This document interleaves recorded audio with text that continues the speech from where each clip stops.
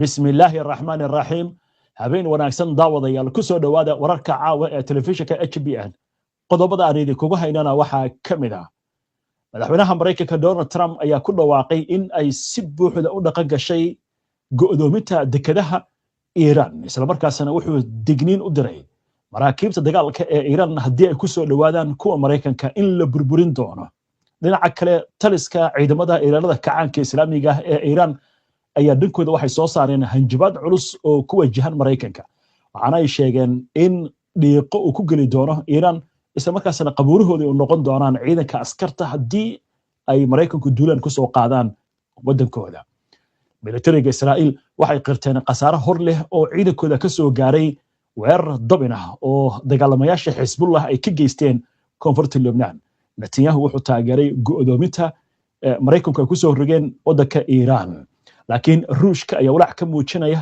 arrimahani iyadoo ay soo baxayaan dhowr wadan oo arrintan si weyn uga hadlaya dhammaan wararkan iyo waliba qodobo kale oo faahfaahsan iyo wixii warah ee soo kordha intaynu hawada ku jirno iyo falaqayntii ayaan idinku soo gudbinaynaa barnaamijka wararka caawa soo gudbinta barnaamijkan waxaa gacan ka geysatay shirkadda xawaalada ee Safari Remit oo ah shirkad xawaaladeed oo fadhigeedu yahay dalka UK si aad u hesho faahfaahin dheeraada una adeegsato adeegga Safari Remit booqo website-ka shirkadda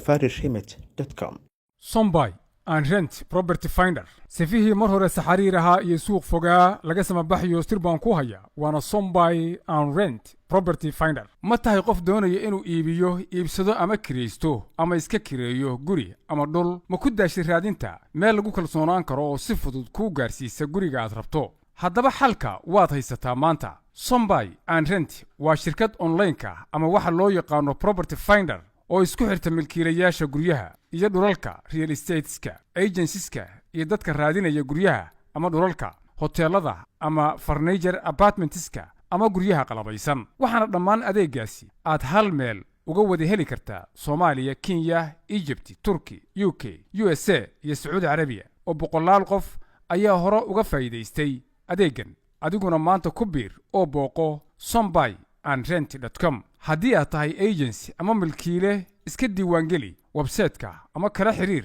lambarada shaashada kaaga muuqda mahadsanidin maxamed cabdi oo wararkan isku soo duway ayaa qadka ku jira maxamed aan ku bilowno qodobada wararka ugu waaweyn go'doomintii badda ee ka dhanka Iran ee amar ku bixiyay madaxweynaha Mareykanka Donald Trump ayaa dhaqan gashay waxayna tan dhabba u xaareysaa in dagaalka uu sii balaarto xabajoojintii nugleydna ee labada dal u dhaxaysana waxaa laga baqayaa inay burburto Trump ayaa digniin ku bixiyay in maraakiibtii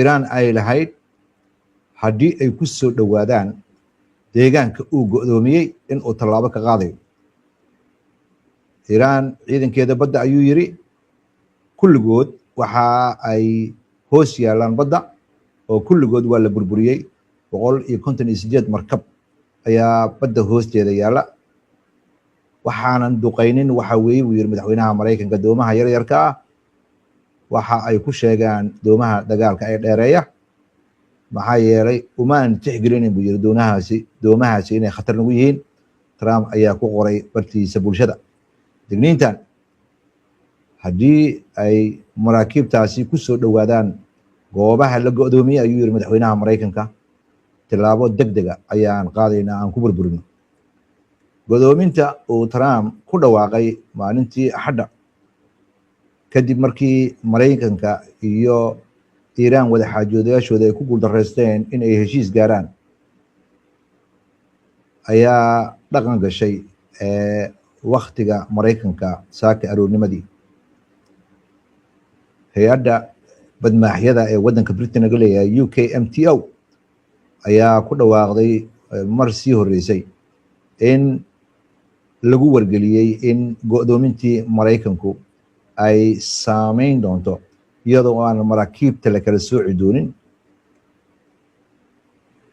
maraakiibta ku xiranaya dekedaha wadanka Iran iyo goobaha saliidda xanibaaddan ayaa waxa ay saameynaysaa dhammaan xeebaha wadanka Iran oo ay ku jiraan dekedaha iyo goobaha shidaalka laga raro sida hay'adda badmaaxyada Britain ay sheegayso.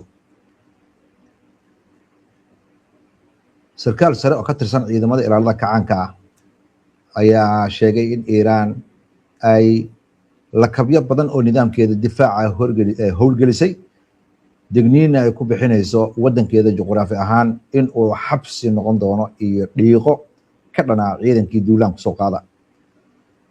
taliyaha ayaa sheegay in diyaar garow xoog leh oo xagga difaaca la dhaqan geliyey, wuxuuna ku nuuxnuuxsaday Iiraan dhulkeeda in uu noqon doono mid caqabad ku noqda ciidankiina soo weerara.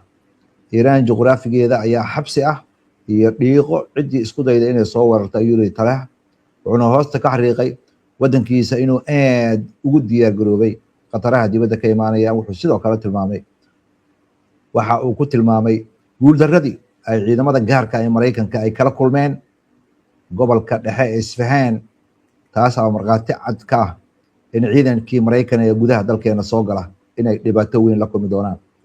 sida laga soo xiganayo ciidamada ilaalada kacaanka ah weerarkaasi ay Mareykanka ku soo qaaday Isfahaan, gaar ahaan ciidamadiisa commandoska, ayaa dhibaato weyn ayay kala kulmeen gudaha wadanka Iiraan. golaha amniga ee wadanka Ruushka ayaa digniin ku bixinaya qalalaasaha ka socda bariga dhexe in uu khatar weyn ku yahay amniga cunnada caalamka. golaha ayaa sidoo kale sheegay haddii carqaladaynta wadooyinka muhiimka ah ee xagga badda ah ay sii socdaan, gaar ahaan marinka istiraatiijiga ee Hormuz, in ay saameyn weyn ku yeelan doonto cunnada. haddii biyo xireenkaasi la xiro muddo 3 bilooda, wadamada gobolka bariga dhexe waxay soo wajihi doonta cunno la-aan, ascaarta oo sicir barar uu ku dhaco, iyo masiibo bini'aadanimo iyo mid dhaqaale. Xogayaha guud ee hay-adda caalamiga ah ee badmareennada ee IMO ee qaramada midoobay ayaa ku nuuxnuuxsaday wadan xaq u leh ma jiro buu yiri in uu hor istaago maridda badaha caalamiga ah, taana waxay la jaanqaadaysaa qawaaniinta caalamiga ah. wuxuuna ku nuuxnuuxsaday in la maro badaha caalamiga ah cid carqaladayn karta ma jirto xaalad kasta oo jirta. madaxa hay-adda IMO ayaa xaqiijiyey inay wada xaajoodiyo la leeyihiin wadanka Iiraan iyo Cumaan sidii loo fududayn lahaa in marinkaasi ay maraan maraakiibta maraysa Hormuz, iyadoo xaaladda ay aad iyo aad xiisadeeda kor ugu sii kacayso. madaxweynaha wadanka Iiraan Mas'uud Pezeshkian ayaa sheegay in khatarta lagu beegsanayo kaabayaasha wadankiisa ay tusaale cad u tahay sida uu u nugul yahay cadowga halkii uu xoog ka lahaan lahaa. isagoo la hadlayay wakaaladda wararka ee Faris ayuu ku nuuxnuuxsaday in tallaabooyinka Mareykanka uu qaadayo ay muujinayso siduu nafla caari u yahay, isla markaasna uunan jabin karaynin adkaysiga wadanka Iiraan iyo midnimada, iyo in Iiraan ay ilaashato madax banaanideeda iyo amnigeeda qaranka. ra-iisul wasaaraha Israa'iil Benjamin Netanyahu ayaa sheegaya in Israa'iil ay taageerayso go'aanka madaxweyne Donald Trump uu ku soo rogay go'doomin xagga badda ah wadanka Iiraan, wuxuuna intaas ku daray xukuumaddiisa inay si weyn iskaashi oo la leedahay dowladda Mareykanka ee la xiriira arrimaha bariga dhexe. Iiraan ayaa xadgudub ku samaysay ayuu yiri xeerarkii. madaxweyne Trumpna wuxuu go'aansaday in uu go'doomin xagga badda ah ku soo rogo. ra-iisul wasaaraha Israa'iil oo la kulmayay golihiisa wasiirada ayaa hadalkan jeediyey. filim xafiiskiisa uu soo saaray ayaa lagu baahiyey. waxa uu yiri dabcan waxaan taageeraynaa mowqifka dowladda Mareykanka, waxaana naga dhexeeya aniga iyo dowladda Mareykanka iskaashi dhow. ururka Xisbullah ayaa sheegaya in ay weeraro isdaba jooga oo gantaala iyo diyaarado droonisa inay ku weerareen Israa'iil, waxayna soo xigteen waxa ay ku tilmaameen in ay Israa'iil xabad joojintii xadgudub joogta ah ku wado. bayaano isdaba jooga oo la soo saaray maanta ayaa ururka Xisbullah ku sheegay in dagaalyahanadiisa ay beegsadeen goobo ay ku sugan yihiin ciidamada Israa'iil ee ku dhow magaalada Bint Jabeel iyo Al Bayada iyo meelo ka baxsan magaalada Tyre. sidoo kale ururka xisbullah waxa uu sheegaya inay gantaalo la dhaceen waqooyiga israa'iil deegaano ku yaala xayta shaloma iyo nahariya magaalada la yiraahdo. sidoo kale diyaarada droonisa in lagu weeraray xarunta militariga ee sharaaga oo ay ku tilmaameen inay tahay taliska ciidamada golani. militariga israa'iil ayaa sheegay in 8 askartooda kamid ah ay dhaawacmeen kadib markii qarax loo qariyay ay diyaarad drone ay qarxisay koonfurta Lubnaan. askartaas ayaa dhaawacantay ayay leeyihiin ciidamada Israa'iil. hagaag maxamed waa mahadsan tahay, daawadayaashuna way mahadsan yihiin. mar kale ayaan soo dhaweynaynaa daawadayaal. waxaan u gudbaynaa falanqaynta wararka iyo wixii warah degdega ee soo kordha, ha yeeshee aynu ku hakanno qadar xayeysiina. Somali Meat Company waa shirkadda ugu weyn hilibka Soomaaliya, waxaana ay ku howlan tahay inay gaarsiiso hilib tayadiisa caafimaad la hubiyey, soona maray baaritaanno caafimaad oo guulaystay. waa mid ka mid ah warshadaha ugu waaweyn bariga Afrika, iyadoo leh qaybaha warshadda hilibka geela, warshadda hilibka looda, warshadda hilibka ariga, iyo warshadda lafa-bixinta hilibka. waxaana ka howlgala shaqaale aqoontooda iyo xirfadooda aad loo diyaariyey, soona maray baaritaanno caafimaad. Somali Meat Company waxay sidoo kale hilibka u dhoofisaa dalalka dibadda sida dalalka Afrika, Khaliijka. dhowaanna waxa ay geyn doontaa dalalka Yurub. waxa ayna haysataa shahaado hilib oo caalami ah sida Xalaal Certificate iyo ISO Certificate. shirkaddu waxay Muqdisho ku leedahay ilaa iyo 6 goobood si dadka loo gaarsiiyo adeeg hilib oo fresh ah. haddaba booqo xarumaha kala duwan ee Somali Meat Company ama la xiriir ciwaanada shaashada kaaga muuqda. dugsiga casriga ah Al-Xufaad Online waxaad ka baran kartaa xifdiga Qur'aanka Kariimka, higaada, luqadda Carabiga, culuumta shareecada iyo waliba tarbiyadda awlaadda. adigoo jooga gurigaaga iyo goobtaada shaqada hab casri ah online ah. wixii faahfaahin kala xiriir nambarada shaashada kaaga muuqda. soo dhawaada mar kale daawadayaal. wali waxaad la socotiin barnaamijka wararka caawa. maxamed aan ku bilowno horta gudaha Israa'iil sida xaaladdan looga arko dooda adag baa ka socda warbaahinta iyo raadiyaasha. wargeystu waxay qorayaan warar waaweyn, khasaaro ballaaranna waa jira. hogaamiyaasha mucaaradka waxay leeyihiin dagaalkan innaba haba yaraatee wax istiraatiijiyad ah oo leeyahay ma jirto. Israa'iilna kuma aysan guulaysan yoolkeedii. inagoo soo xiganayna Yair Golan iyo Yair Lapid oo labaduba ka mid ah hogaamiyaasha mucaaradka. maxaa ka socda gudaha Israa'iil? Netanyahu ayaa aad wuxuu ugu jajaban yahay inuu shacabka Israa'iil u sheego inuu wada shaqayn dhow la leeyahay dowladda Mareykanka, isla markaasna uu saaxiib dhow la yahay madaxweynaha Mareykanka Donald Trump, sida laga soo xiganayo aaraah laga ururiyey dadka Israa'iiliyiinta. waxaa la leeyahay madaxweynaha Mareykanka ayaa aaraahdaas la ururiyey waxa uu ka saameyn badan yahay markay timaado Israa'iil ra'iisul wasaaraha Israa'iil Netanyahu. Mareykanka ayaa ku dhawaaqay in ay meel mariyeen marinka Hormuz in ay go'doominayaan. Netanyahuna tallaabadaas uu soo dhaweeyey, bas haatee kuwa kaloo Israa'iil siyaasiyiinteeda ka mid ah ayaa sheegaya inay shaki weyn arrintaasi ka muujinayaan. Dani Sirtanovich oo hore u ahaa madaxa arrimaha Iiraan Israa'iil, gaar ahaan xafiiskeeda ciidamada sirta militariga, ayaa sheegaya wax aan gaarnay ma jirta ayuu leeyahay 5 toddobaad ee dagaalka uu socday. go'doomintana la soo rogayna waxa weeye wax lagu gaari doono ma jirto. Yoshe Yaalan asna hore u ahaan jiray wasiirka amniga ee Israa'iil ayaa sheegaya hadafyadii dagaalka Iiraan ka dhan ahaa la sheegay 40 maalmood la soo dhaafay dagaalku uu socday wax la gaaray ma jiraan. Iiraanna hadda waxaad moodaa buu leeyahay inay muhiim u tahay inay hub nuclear samaysan karto. waxaa intaa dheer mawlidow Israa'iil gudaheeda inay xaqiiqooyin badan soo baxayaan oo mucaaradka ay si weyn ugu nuxnuxsanayaan in dowladda Netanyahu ay fashilantay, waddanka ay gelisay dagaal oo khasaaro weyn ku soo gaaray. khasaaraha Israa'iil soo gaaray iyo kaabashayaasheeda ayaa la sheegay. taariikhda Israa'iil waxaan wax la mid ah weligeed ma dhicin. waxa ay ka qarinayaan warbaahinta magaalada Tel Aviv, Haifa, Rash iyo magaalooyin kale ee muhiimka ah. waxaad moodaa in dhibaato xoog leh ka dhacday, khasaare xoog leh inuu soo gaaray kaabayaasha ama ha noqdo kuwii dowladda iyo idaarihii dowladda iyo xafiisyadii dowladda, ama ha noqdaan kaabayaashii korontada, shidaalka, khadadkii tareemada, dekedaha. sidoo kale waxaa waxyeelo gaartay baa leeyahay oo Israa'iil sida ay uga soo kabanayso ay adag tahay kalsoonidii dadka oo aaba xukuumadda Israa'iilba kalsooni ku qabin. waxaadna moodaa dagaalka haddii uu sii socdo gaar ahaan dhanka Xisbullah in uu ku kululaaday oo 24 saac la soo dhaafay 50 gantaal in ka badan ayay Xisbullah la dhiceen meelo kala duwan oo Israa'iil ka mid ah. waxaadna moodaa marba mar kasii dambeysa in macluumaad ka qarsoona dadka dhinaca Israa'iil uu ka soo baxayo, saxaafadooda iyo siyaasiyiintooda inay afka furanayaan.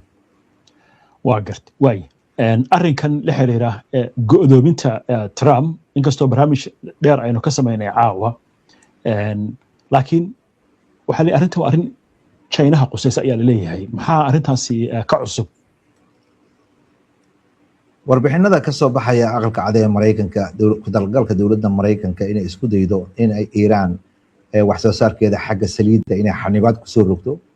ujeedada waxa weeye baa leeyahay mid Mareykanku uu rabo in uu Iiraan ku qasbay inay miiska timaado.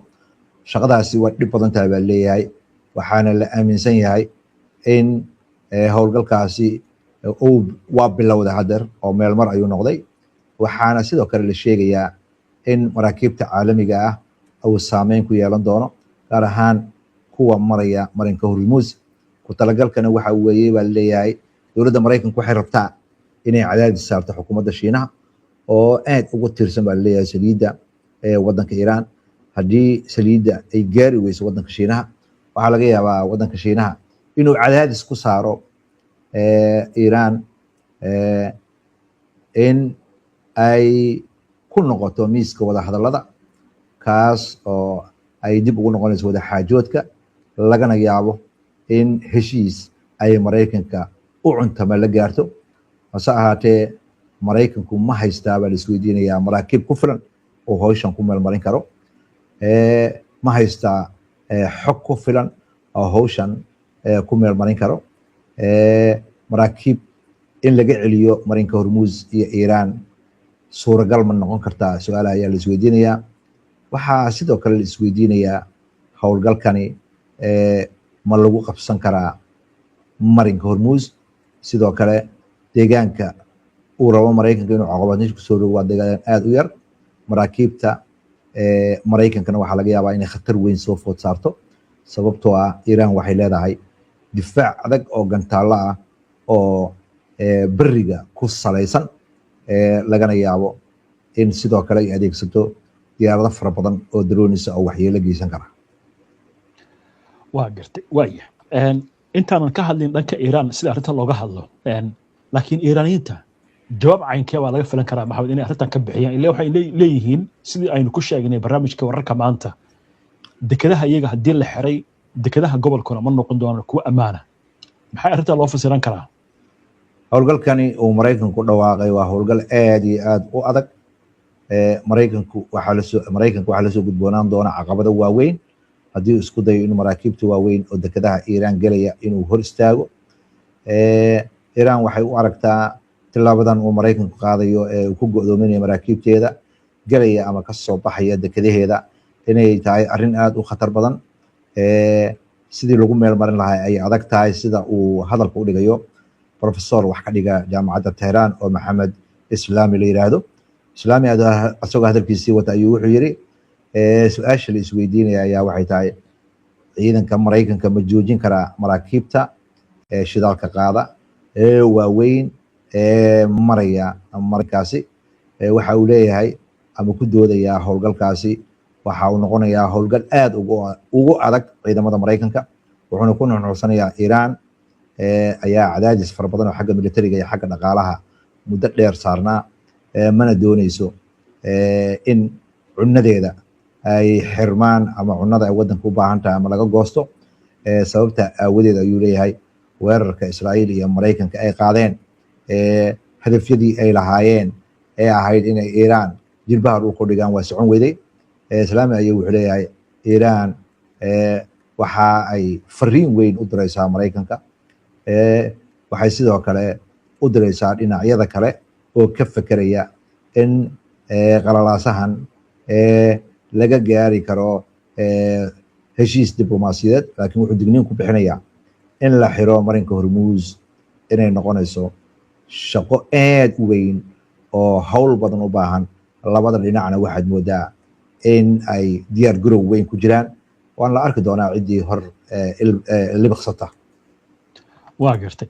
iiraan maxay tahay tilaabooyinka laga filan karaa, maxay noqon karaan haddii ay dumacdo inay maraakiibta Maraykanka weerarto dagaalkay bilaabaysaa? marka maxaa laga filan karaa baa laleeyahay Iiraan? khabiirada yaqaana cilmiga badmareenka Hormuuzna si fiican u yaqaana waxay leeyihiin sideedaba marka la fiiriyo qawaaniinta caalamiga ah, wadan haddii uu go'aansado inuu wadan go'doomiyo waa ku dhawaaqid dagaal wey. Maraykanka ku dhawaaqidda uu ku dhawaaqay in uu xirayo marinka Hormuuz ayaa waxay tahay xabad joojintii la gaaray ee ku meel gaarka ahayd ee nugleyd in ay burburayso, sababtoo ah tilaabadani waxa weeye ku dhawaaqid dagaal wey sida khabiirada ku dhigaan. tan kale Maraykanka wadamada gacanka saldhigyadii militariga ku lahaa kulligood dagaalkii 40 maalmood ayaa waxyeelo ku gaartay. maraakiibta Maraykanka ee badda ku sugan sida khabiirada hadal ku dhigayaan waxay u baahan yihiin sahay, shidaal, hub iyo wax walba. haddii Iiraan ay kaashato gantaaladeeda maraakiibta ka dhanka ah ee guuxa ka dheereeya iyo diyaaradaheeda droniska ah, agabka militariga ee Maraykanka waxaa leeyahay culays xoog leh ayaa lasoo gudboonaanaya. tan kale dadka qaar ayaa waxay hadalka u dhigayaan oo khabiirada qaar madaxweynaha Maraykanka arrintan uu sameynayo waxa uu isleeyahay ku gorgortan, laakiin hadda waxaad moodaa in hore xadgudubkii loogu haystay oo ahaa inuu Iiraan ugu hanjabayo nuclear, haddana tilaabada uu qaadayo ay tahay in uu ku hanjabayo in gobolka bariga dhexe oo dhan ay ku timaado xaalad cunno la'aan haddii ay u meel marto hadafka uu dan leeyahay. Iiraan waxay ku kalsoon tahay in Maraykanku wax kasta uu la yimaado in uunan ku qasbi karaynin Iiraan waxaynu raalli ka ahayn. Iiraan waa wadanka keliya ee bariga dhexe ku yaala ee isku tiirsan warshadihiisa, wax soo saarkiisa, beerihiisa, laakiin wadamada kale ee gacanka wax walba dibadda kasoo dhoofsada ayay dhibaato weyn ku keenaysaa. tan kale Maraykanka uma muuqato sida ay u dhigayaan khabiirada dagaalkan uu hadda xabad joojinta ku meel gaarka ku dhawaaqay haddii uu dagaal kala bilowdo in uu ku guuleysan karo. 40 maalmood Iiraan waxay hadalka u dhigtay wixii uu Maraykanku ku waayay kuma helayo hanjabaad iyo badan lama soo mari karo. badan waa la marayaa sida Iiraan ay u joogto u muuqato. tan kale oo iyadana khatarteeda leh waxa weeye Maraykanka oo Iiraan u caala hadduu Shiinaha qoorta gashto iyo qaabka uu Maraykanku u fakerayo ayaa waxay tahay qaab aanan u adeegaynin nabadda caalamka. waxaa intaas ayadana dheer agabka Maraykanka oo meelaha la ordayo waa sida khabiirada qaar ay hadal ku dhigayaan waa agabkii militariga ee qarnigii lasoo dhaafay 20aad maraakiibtiisa dagaalka iyo diyaaradihiisa dagaalka cid ay cabsi gelinayaan ma jirto. waxaa u roon baa laleeyahay Maraykanka inuu darsi ku barto dagaalkii 40 maalmood ahaa iyo hadafyadii uu sheegtay uu kulligood midna ka gaari waayey. hadda dagaalkan wuxuu horseedayaa in khasaaro badan oo ballaaran ay labada dhinac gaaraan. Maraykanka ha ugu baatinaatee sida hadalka loo dhigayo. waa hagaag maxamed, aad baad u mahadsan tahay. daawadayaasha haddii aynu la socodsiino wararka ugu dambeeya ee soo dhacay waxaa ka mid ah Maraykanka oo sheegaya in markabka dagaalka ee George W. Bush uu imika soo gaaray badda Mediterranean-ka. sidoo kale waxay sheegayaan markabka kale ee la yiraahdo USS Gerald Ford isna in uu dhamaystay hawsha dayactirka. Xisbullah waxay sheegtay inay gantaalo ku weerartay saldhig military oo ku yaala magaalada Caka ee ku taala waqooyiga Israa'iil. warkaasina waa warka ugu dambeeya iminka wararka ilaa iyo hadda taagan. waayahay maxamed, aad baad u mahadsan tahay. daawadayaashanu way mahadsan yihiin. inta ayaan kusoo gabagabaynaynaa barnaamijka daawada si aad ula socoto wararkan iyo barnaamijyada iyo macluumaadka aynu halkan ka soo gudbino haddii aad ku cusub tahay baraheena bulshada ama horey aadan ugu xirnayn hadda ku soo biir aynu barnaamijka xiga insha Allah inta ka horeysa nabadgelyo halo حبيبي حلي في عن بعد سوا عضي سوبر ماركت كي ما جوجنا أنك يا عروتي إن العقد ناس درست بانو في عنان لهايد way haddeer aan idin soo diraya inteedii ka dhiman العقد ما أنت ويداه ساي بريبا نوصل نغنينا may kaa daahi mayso haddeer ay kuu soo dhacaysaa وحاجات كصدرنا هدير waxaan ka soo dirayaa xawaalada som remit oo 30 daqiiqo gudahood lacagta kugu soo gaarsiinaysa يا حبيبي هذا هو سوقينا